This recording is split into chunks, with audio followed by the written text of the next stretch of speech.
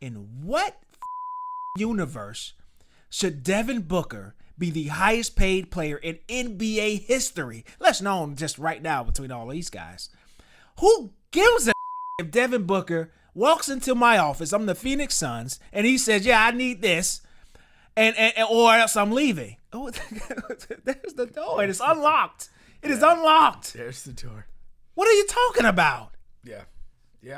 And I have to pay somebody. Okay, I'll pay some G Leaguers. How many do I need to pay $5 million a piece to hit the NBA floor? I don't give a damn. It hampers your team. Now, yes, Phoenix is going to be a bad team next year, but so if you know you're going to be a bad team, why do you have to do this? Right. I don't know. It makes no sense. I was thinking about this yesterday. Okay,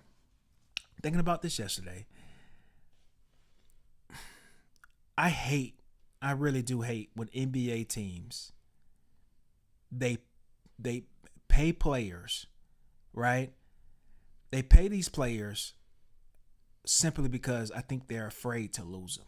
So official news just came down just now. The Phoenix Suns are giving Booker a $145 million extension. That's a 2-year max deal. It is the highest annual extension salary in NBA history. Now, he was already in there for 2 to 3 years. So it basically keeps him in Phoenix to the 2029-2030 season. It's going to be the highest paid player in NBA history.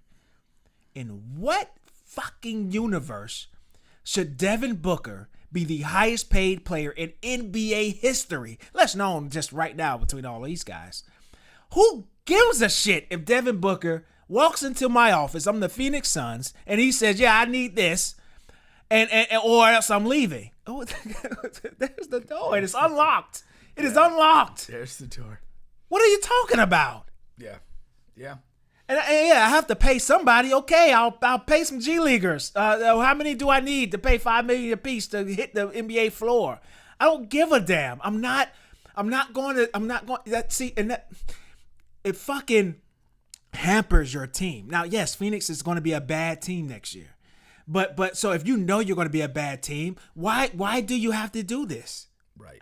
I don't know. It makes no sense. No. I can see if you're on the cusp and you have this guy, you just have to pay, and if you pay him, you're going to be in championship contention. If not, you're going to be a bad team. Okay, and I can see overpaying a guy but come on, man, that's ridiculous. No, we've talked about, like, when you keep players out of fear, if the thought of losing this guy forces you to pay above market for what he does, you're operating out of fear, and you're never going to be successful that way.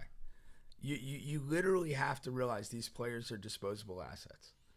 And if you're not in a contending situation, there's no reason in the world to pay any one player $70 million a year. It makes no sense if you're not ready to win. Absolutely not. And the fact that you're doing it makes it more difficult to win, because you still need to add a lot of pieces to this team to sniff contention. And hello, why not just fucking trade him? Right. It's impossible to trade him now. Nobody's gonna fucking trade for Devin Booker making fucking $60-70 million a year. Are you dumb? Are you insane? And then, if you're going to be a bad team, why not trade him and get additional assets? Because on his original contract, which is still a max contract, but it's Devin Booker, teams are interested in Devin Booker. He's still at a reasonable age. But, when you get a 2028, 2029, and he's whatever, 35 years old or whatever he's going to be, of course, I don't have it right in front of me, but it's over. At that point, it's over. I hate that, because my team, the 76ers, we've been in that situation, and we do it time and time again. We did it with Embiid last year.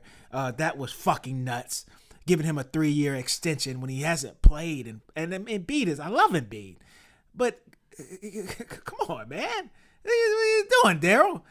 And now on the other side, OKC, of course, maybe a day or two after they win, they extend and give the Supermax to Shea, deservingly so, back up the truck. Yesterday, they give Chet Holmgren Whatever he's eligible for. Right. The max that he's eligible for, the rookie max extension. And so, that raised a couple of eyebrows because, you probably put Chet probably third in that mix on that team as far as, right behind Jalen. And it's like, okay, because if you're going to be paying all these guys, your depth is going to, so how important is Chet? And that's the conversation. But again, this is two totally different situations. This is a championship contending team. You could take the contending out; they're the champs. Okay, and the ages are different. These are young guys who still have champions who still have time and ability to grow. It's just a different situation. Yeah. No, I agree. I agree with SGA. You have to do it. My eyebrows are raised with Chet.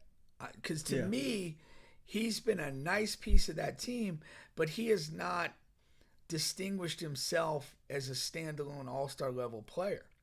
And now you're committing a lot of money to him. This deal is banking on him to grow. Becoming that. It can't be what he is right now. Right, but you're hoping he grows in the shadow of the reigning MVP and in the shadow of really a good player in J-Dub. It's a slight gamble. It's probably just a gamble. Yeah, period. It's a gamble. It's a gamble. It's not period. insignificant. Because if he doesn't grow, you kind of run out. Now it becomes a little bit of a burden on your franchise. Yeah, because I look to the Heat because I still look when they made the final, and you had young Hero, young Bam. Okay. And the idea at that time was, these guys are playing well. They should get better. And the reality is they never got better. They never did, yeah. And they're kind of that. I know maybe they appeared in an All-Star game. Bam has whatever, but to me they're sub-level All-Star guys, sub-level All-Star guys that you've treated like core guys, like really foundational pieces. That's an issue when and you I get think to that. That's a mistake. And the Booker, I do want to I stand on the Booker. Like, I wonder if it's able to work out for Dallas, do more teams look at the consequence of extending your star? And I mean, arguably, Luke has done a lot more than Booker. Yeah. A much better player. And Dallas made that decision. I certainly think Phoenix should have made the same decision and moved Booker on for the best deal they could find. Yeah. And I wonder if some of these other teams, particularly if it works out well for Dallas, I think you got to watch that.